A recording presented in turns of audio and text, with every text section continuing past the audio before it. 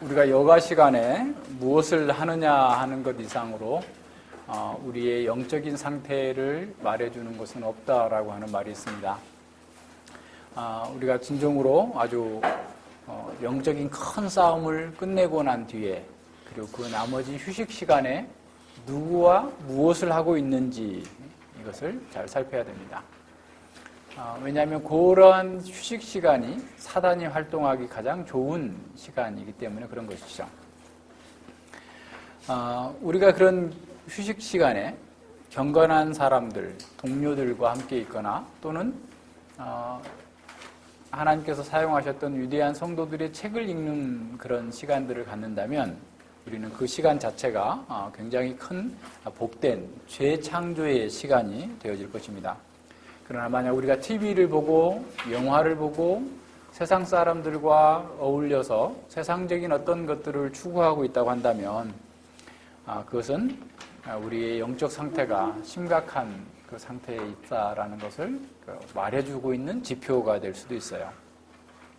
이러한 휴식 시간보다 더 중요한 어떤 영적인 지표가 있다고 한다면 그것은 바로 기도입니다. 하이델베르그 요리문답에서 기도를 감사의 가장 중요한 부분이다라고 고백하고 있습니다.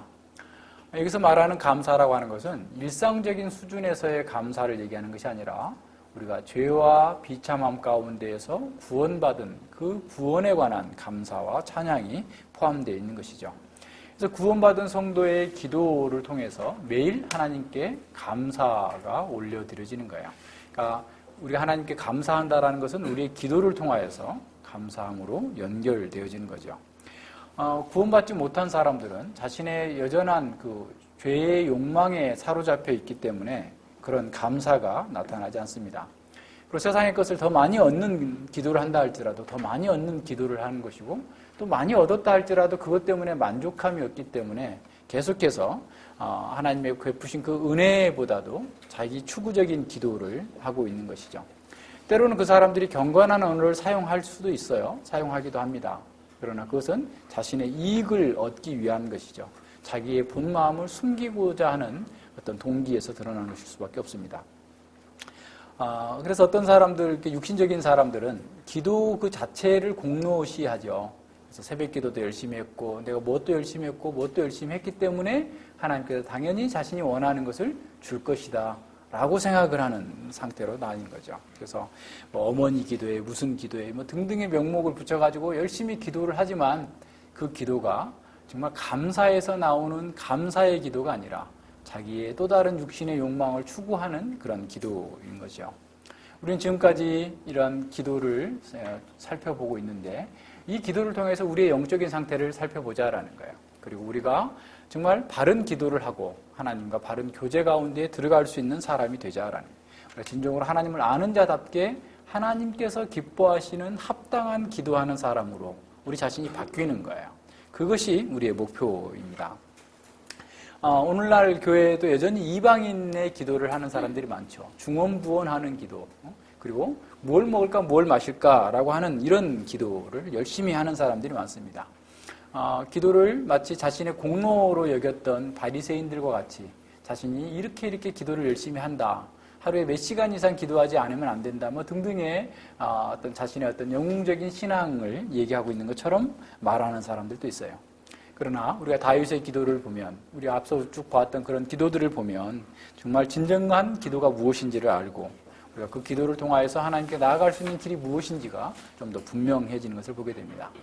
먼저 우리 다윗의 생애를 한번 살펴봅시다. 우리 다 알고 있지만 그래도 간단하게 살피자면 다윗은 2세에 8째 아들로 태어났어요. 그 중간에 딸들도 있어요. 그런데 어쨌든 아들로만 따지면 8째 아들입니다. 다윗에게는 그 엘리압이라고 하는 아주 용모가 출중하고 키도 큰 그런 장자 형이 있었어요. 그래서 사무엘이 2세의 집에 갔을 때 엘리압을 보자마자 야! 이 사람이구나. 하나님께서 기름 부을 자가 이자구나. 라고 느꼈을 정도로 아주 출중한 그런 형님이 계셨습니다. 그리고 가족들의 식사 자리에 다윗은 끼지도 못하고 어디서 양이나 지키고 있어야만 될 정도로 자기 아버지에게도 주목받지 못하는 그런 사람이었죠. 무명의 그런 사람이었습니다. 그런데 바로 그런 상황 속에서 하나님께서는 사무엘을 통하여서 그에게 기름을 부으시고 왕을 삼으시겠다라고 부르신 거죠. 그러나 다윗이 왕이 되는 것은 그렇게 순탄하지 않았어요. 이미 사울이 아주 철권 같은 왕권을 장악하고 있으면서 자기 추구에 열을 올리고 다윗을 죽이는 것이 마치 그 이스라엘 국가를 지키는 것처럼 온 국력을 다 동원해가지고 다윗을 뒤쫓는 이런 상황들이 계속해서 벌어지고 있습니다. 자, 그런데 그런 다윗의 생애 가운데서 우리가 주목해야 될 것은 뭐냐면 그렇게 어렵고 힘든 과정 속에서 다윗은 자신의 지혜나 인간의 방법으로 그 문제를 해결하려고 하지 않았다라는 거예요. 다윗은 수많은 유혹을 받았어요. 자, 지금이 기회입니다. 하나님께서 당신에게 주신 기회예요. 철호의 기회예요. 사울을 지금 제거할 수 있는 기회입니다.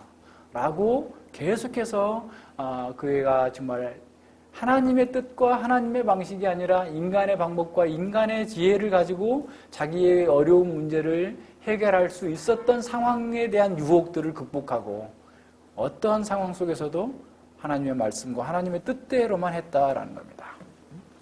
오히려 하나님의 의를 따라서 사느라고 더 많은 고통의 세월을 견뎌내야만 했던 거예요. 이게 다윗의 그런 삶의 모습입니다. 자신은 자기에게 주어진 그런 상황을 인간적인 방식으로 사용하지 않고 하나님의 뜻을 따라서 살겠다라고 하는 거예요. 그러니까 인간의 지혜를 거부하고 여호와의 지혜를 따라서 그는 늘 기도하면서 광야에서 굴에서 굶으면서 계속해서 하나님과 교제하는 삶, 기도하는 삶이 사실은 다윗의 특징이었어요.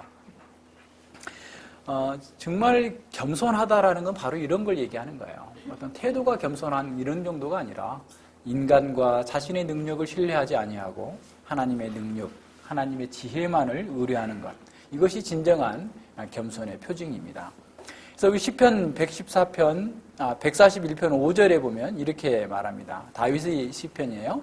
의인이 나를 칠지라도 은혜로 여기며 책망할지라도 머리에 기름같이 여겨서 내 머리가 이를 거절하지 아니할지라.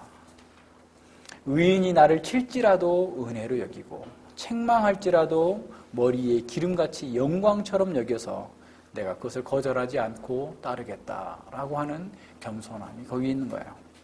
다윗은 자신보다 훨씬 못한 버러지 같은 인간이 자기를 조롱하고 침뱉고 돌 던지는 그런 상황 속에서도 오히려 다윗은 그걸 견디고 참고 온유하게 그들을 대했어요. 다윗의 그런 모든 행위들을 통해서 그는 자신의 영광이 아니라 하나님의 영광을 구한다라는 것이 어떤 것인지를 우리에게 보여주었습니다. 115편 1절에서 말하고 있는 것처럼 여호와의 영광을 우리에게 돌리지 마옵소서. 오직 주는 인자하시고 진실하심으로 그 이름에만 영광을 돌리소서라고 하는 것이 다윗의 전 생애의 그 찬송과 노래였습니다. 그러나 다윗이라고 해서 완전한 사람은 아니었죠. 그도 우리와 똑같은 연약하고 또 교만한 자였습니다. 그래서 그는 육신을 벗어버리기까지 계속해서 자신 속에 있는 육신의 정욕과 죄와 교만과 싸워야만 했어요.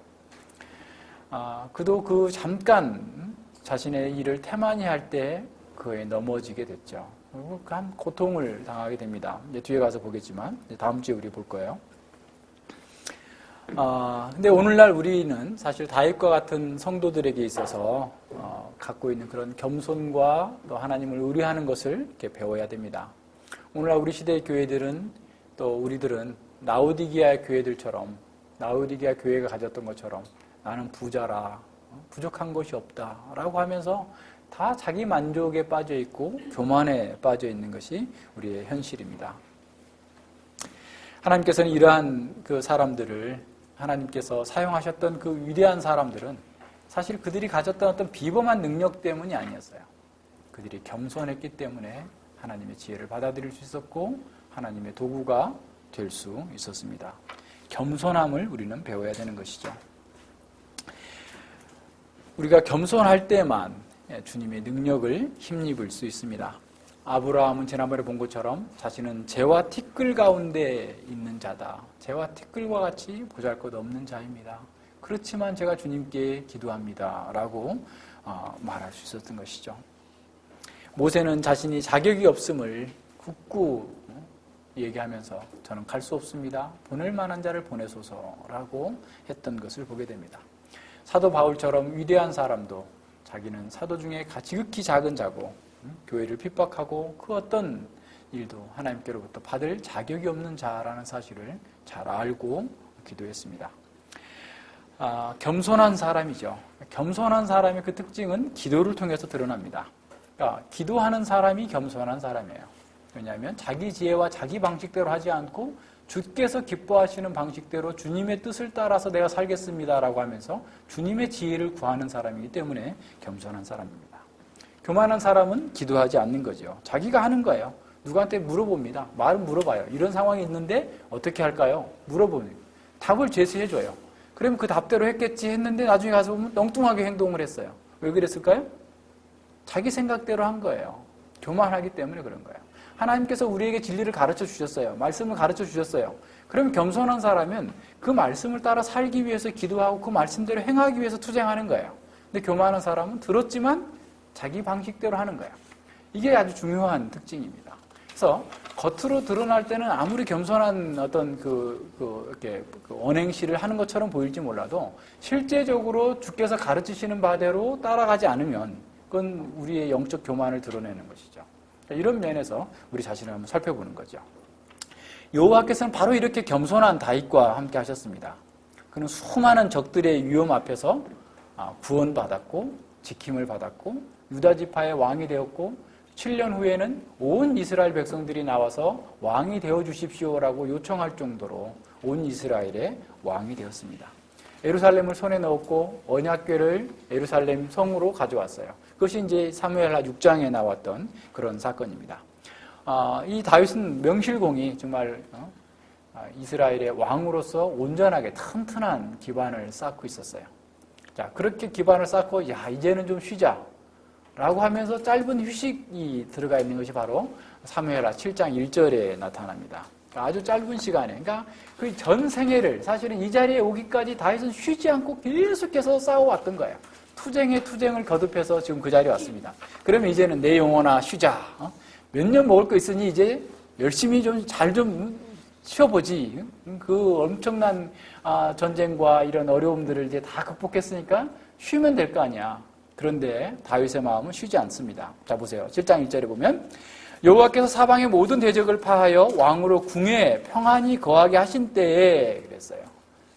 그러면 이제 평안히 거하면 이제 좀 즐기자 이렇게 나가야 되는데 주악을 풍악을 울려라 해가지고 온 나라에 그죠?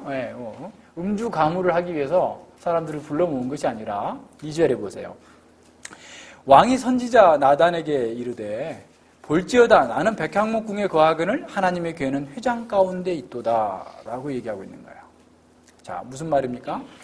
그에게 있어서 이러한 평안의 기간은 바로 주님을 위해서 더 큰 일을 하고자 하는 열망으로 가득 채워져 있었다라는 거예요. 그러니까 그 여가 시간마저도 그는 하나님께 감사했고 그 평화의 시기에 자신이 하나님을 위해서 어떤 일을 해야 될까에 대해서 관심이 집중되어 있음을 보게 됩니다. 우리는 세상에서 성공한 사람들이 한순간에 넘어지는 것을 이렇게 많이 보게 됩니다. 그들이 넘어지는 것은 앞서 우리가 여가 시간에 뭘 하느냐를 봤던 것처럼 정말 한순간에 넘어지는 거예요. 평생 쌓아왔던 그 명예와 그런 그 모든 것들을 한순간에 잃어버리는 경우가 있어요. 우리에게도 마찬가지입니다. 그런 유혹이 더 있어요. 우리가 성공할수록 더 큰 유혹이 있습니다. 그래서 어떤 청교도 목사님 이렇게 말씀하고 있어요. 성공은 우리가 그것을 나태한 방종의 기회가 아니라 새로운 형식의 경건, 다시 말하면 하나님을 기쁘시게 할 수 있는 새로운 기회라 여길 때만 해롭지 않다라는 거예요. 우리에게 성공이 해로울 수 있는데 그 성공이 해롭지 않게 되려면 어떻게 되냐면 이 성공의 기회를 통하여서 주님을 더욱 섬길 수 있는 더 큰 기회를 나에게 허락하셨다라고 생각하고 더 주님을 기쁘시게 할 일이 무엇일까를 살피는 사람에게 정말 그 성공은 의미가 있다는 겁니다. 다윗은 자신의 성공 때문에 타락하지 않았습니다. 그의 마음은 그가 왕이라 할지라도 사실은 그 왕된 것에 대해서 온 이스라엘의 왕이 된 것에 대해서 들뜨지 않았습니다. 자신에게 주어진 성공은 여호와를 위하여서 더 큰 일을 할 수 있도록 기회를 주신 거다라는 생각에 사로잡힌 것이죠. 이러한 다윗의 갈망을 보면서 매튜 헨리 목사님은 이렇게 말합니다. 하나님의 은혜와 감사를 아는 사람은 자신이 하나님을 위해서 충분한 일을 했다고 결코 생각하지 않는다. 이미 많은 일을 했을지라도 그는 여전히 또 다른 일을 하려고 생각한다. 은혜와 감사를 아는 사람은 하나님의 교회가 고통과 공궁에 빠져 있는 것을 보면서 자신만의 편안한 삶을 즐길 수 없다라고 얘기하는 거예요. 하나님의 은혜와 감사를 아는 사람은 자기 추구와 자기 영역에서의 편안함을 추구하지 아니하고 하나님께서 기뻐하시는 바를 더 열심히 추구한다라는 겁니다. 다윗은 자신의 지위나 자신의 이룬 업적에 만족하지 않았고 하나님의 교회가 허름한 곳에 놓여 있음에 대하여서 염려하고 있었습니다.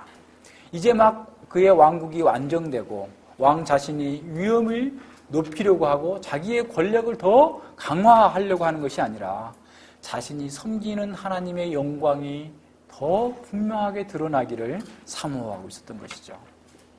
진정한 신앙은 바로 이런 겁니다.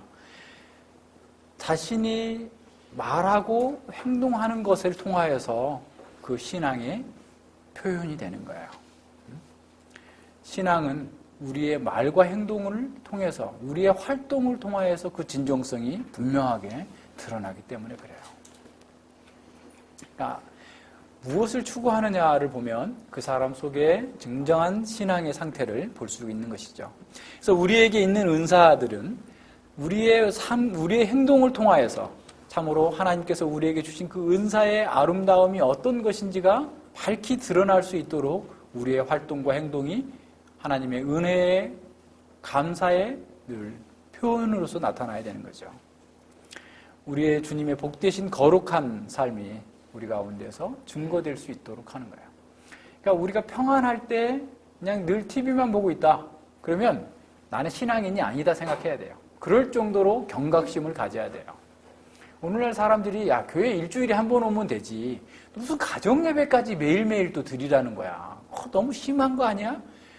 직장 생활이 얼마나 힘들고 뭐가 힘들고 이렇게 했는데 뭘 그렇게 해가지고 될 수 있겠어? 이렇게 생각해요. 그런데 그것은 너무 순진한 생각입니다. 세상이 만만치 않아요. 그냥 우리 아이들 학교에다가 학원에다 10시간 보내놓고 하루에 30분 예배 드리는 것도 못하겠다고 그러면 신앙을 포기하는 거나 마찬가지예요. 그러니까 밖에 나가서 밥 먹고 살기 위해서 열심히 일하는 거 사실 우리의 삶 자체가 예배해야 한다고 한다면 그 예배를 지속시키기 위한 하나의 뭐예요? 이 점화의 점화. 가정 예배를 드리는 건 점화, 불 붙이는 거예요. 계속해서 내가 오늘 하루 종일 내가 주님을 위하여서 주님께 예배하는 삶을 살기 위해서 불 붙여 드리는 게 어떤 면에서 가정 예배 드리는 건데 그것마저도 안 하고서 불 끄고 살겠다는 거죠. 하나님과 관계없이 살겠다는 거죠.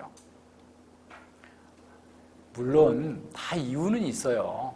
그죠? 네, 다 이유 있어요. 왜 없겠어요? 그죠? 이 사회가 그렇게 만만한 줄 아십니까? 목사님 직장 생활 안 해보셨죠? 하면서 다 사는 게 얼마나 힘든데 그렇게 할 수 있겠냐고 얘기할 수 있어요. 뭐 누구나 다 마찬가지예요.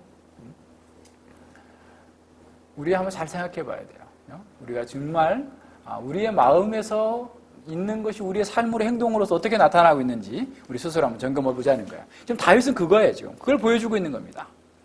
그래서 지난번에 우리 헨리 스쿠걸이 말한 것처럼 그 사람의 영혼의 가치는 그 사람이 무엇을 열망하고 있느냐에 따라서 달라진다라는 거예요.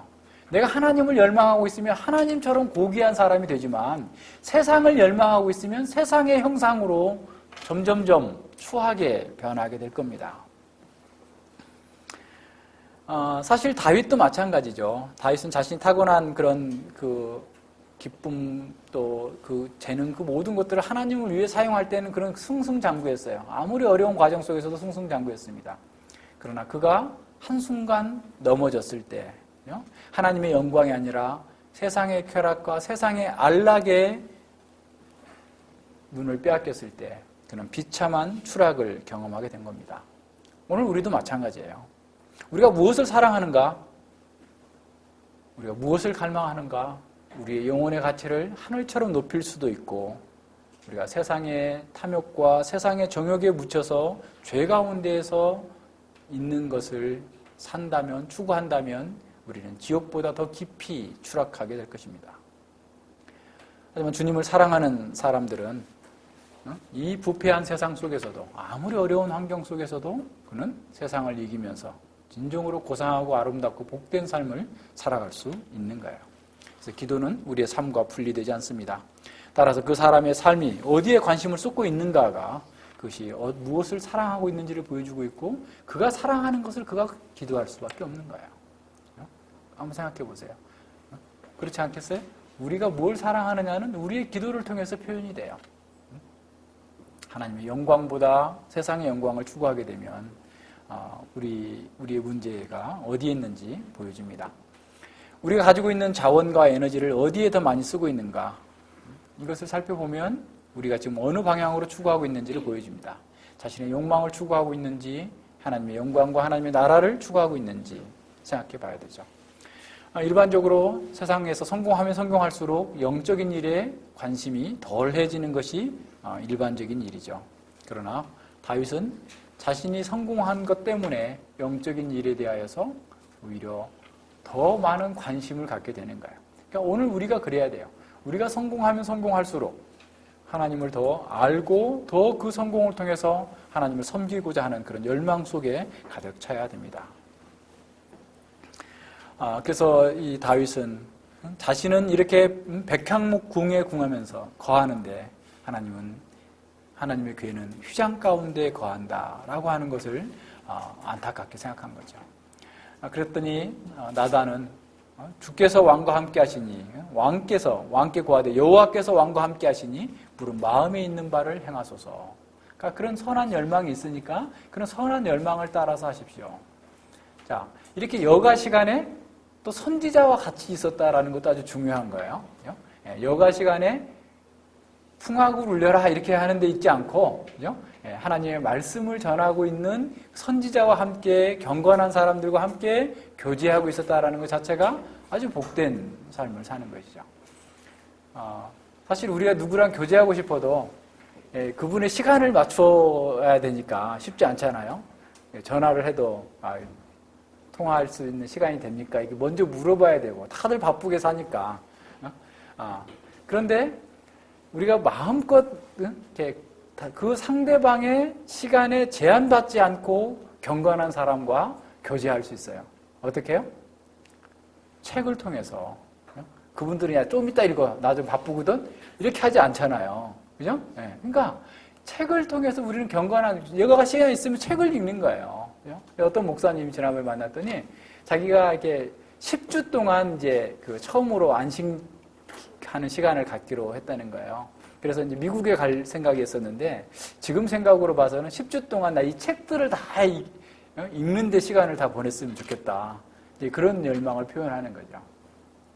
더 많은 책 읽고 더 많은 경건한 사람들과 교제를 통하여서 우리 자신을 돌아보고 하나님의 백성으로서의 온당하고 합당한 삶이 무엇인지를 살피고자 하는 것, 이것이야말로 우리에게 있는 그 시간들이어야 돼요. 그래서 우리는 늘 하나님의 말씀 속에서 정말 하나님께서 기뻐하시는 바를 따라서 가겠다라고 하는 것이 우리의 마음이 늘 있다고 한다면, 늘 이런 정말 이렇게 경건한 사람들과 형제들과 또 이 역사 가운데 있는 위대한 성도들과의 교제를 통하여서 우리가 좀 더 하나님의 사람으로 온전케 되어지는, 하나님 형상을 덧입게 되는 이런 과정으로 나아가게 되어야 되는 것이죠. 그래서 이제 이 7장 5절부터 16절 이하에 쭉 지어지는 것이 이제 이 나단이 바로 돌아가서 그날 저녁에 하나님께로부터 계시를 받습니다. 그래서 하나님께서는 다윗이 선지자였음에도 불구하고 나단 선지자를 통하여서 말씀을 주셨어요. 이것도 아주 중요한 일이에요. 그래서 이 나단 선지자를 통하여서 주신 그 내용이 어떤 거냐면, 우리가 너무 잘 알기 때문에, 또 이미 했기 때문에 간단하게 살펴보면 그거죠. 흔히 이제 다윗 언약이라고 말하고 있는 그 내용인데, 내용은 6가지예요. 하나님께서 내가 나를 위하여서 집을 건축하겠느냐라고 말하는 거죠. 그러니까 하나님께서는 사람이 이렇게 지은 그 전에다가 자신이 이렇게 있어야만 된다라고 하는 그런 정도의 생각에서 이렇게 벗어나야 된다라고 하는 말씀을 주시는 거죠. 뿐만 아니라 내가 광야에서 이스라엘 백성들과 함께했다. 광야에서도 집이 없는 곳에서도 내가 이스라엘 백성들과, 그러니까 하나님은 자신의 백성과 자신을 완전히 동일시하고 있는 거예요. 우주와 만물을 창조하신 그 하나님께서 정말 비천하게 광야에서 먼지 구덩이 속에서 살고 있는 그 사람들과 자신을 동일시하면서 그들과 함께했다라는 말씀을 주시는 거죠. 두 번째로 생각해 볼 수 있는 것은 뭐냐면, 하나님께서 어떤 지침을 주시기 전까지는 우리가 뭘 알아서 하나님을 영화롭게 한다고 나서지 않아야 된다라는 것을 이렇게 생각해 볼 필요가 있어요. 그러니까 그것이 우리에게 유용한 것이든 하나님께서 어떤 영광을 받으신다고 우리가 생각이 된다 할지라도 우리는 하나님의 말씀의 제한에 따라야 되는 거예요. 하나님께서 가르치시는 범위 내에서만 예배할 수 있는 거예요. 개혁파의 예배 지침이 그런 겁니다. 말씀에 규정된 원리로만 하나님을 예배해야 된다라고 하는 것입니다. 그래서 우리의 영적인 갈망이 무엇이든지 간에 하나님의 계시된 말씀의 제한을 따라서 하나님을 섬기는 일을 해야 된다라는 겁니다. 세 번째는 이제 그 7장 8절 9절에 나타나는 건데, 하나님께서 그들에게 베푸셨던 은혜에 대해서 쭉 이렇게 말씀해 주시는 거예요. 다윗에게 그가 양을 따르는 데서 취하여 내 백성 이스라엘의 주권자를 삼았고, 내가 어디를 가든지 내가 너와 함께 있었고, 쭉 하나님의 은혜를 설명해 줍니다. 그리고 10절과 11절에서는 다윗과 함께 그 영원하게 주실 그 은혜의 언약을 세우시는 거죠. 11절 하반부에서 여호와가 또 내게 이르되 여호와가 너를 위하여 집을 짓고, 그러니까 다윗을 위하여서 집을 짓고, 그래서 하나님께서 그 다윗의 나라, 다윗의 왕조를 영원케 하실 것을 이렇게 말씀해 주시는 겁니다. 뿐만 아니라 그의 아들이 집을 건축할 것이고, 14절 이하 15절에서 나오는 것은 뭐냐면, 나는 그의 아비가 되고 그는 내 아들이 되리니 저가 만일 죄를 범하면 내가 사람 막대기와 인생 채찍으로 징계하려니와 내가 내 앞에서 패한 사울에게서 내 은총을 빼앗은 것 같이 그에게 빼앗지 아니하리라. 그에게 영원한 왕조를 주시겠다라고 약속해 주고 있는 겁니다. 이 언약에서 다윗의 후손과 하나님의 관계는 영원한 부자 관계가 되는 것이죠. 이 언약은 무조건적인 언약입니다. 그렇다고 해서 조건이 없다는 게 아니에요. 그들이 범죄하면 인생 막대기와 채찍으로 그들을 징계한다 할지라도 하나님에 의해서 이 언약이 영원토록 지속되고 확정되어질 것이다 라는 말씀을 주시고 있는 겁니다. 이러한 언약은 그리스도를 통하여서 온전히 성취가 되었죠. 그래서 예수님은 다윗의 후손으로 오셔서 구약의 모든 언약을 성취하셨고, 그를 믿는 모든 자들에게 다 영원한 다윗의 왕국, 하나님 나라를 성취하도록 했습니다. 다윗은 왕이었지만 선지자였어요. 따라서 이 언약 속에 담긴 내용들을 깊이 있게 묵상하고 그 내용을 마음에 품고 하나님의 선하심과 영광에 대해서 한동안 묵상했을 것입니다. 그러니까 다윗에게 이렇게 고했기 때문에 다윗이 그냥 곧장 이렇게 기도한 것은 아니에요. 그 말씀의 의미를 잘 새기고 그 말씀의 실존적인 의미가 무엇인지를 묵상했을 것입니다. 그래서 다윗은 자신에게 주어진 이 말씀 안에서 기도할 수 있는 형태로 준비되어진 것이죠.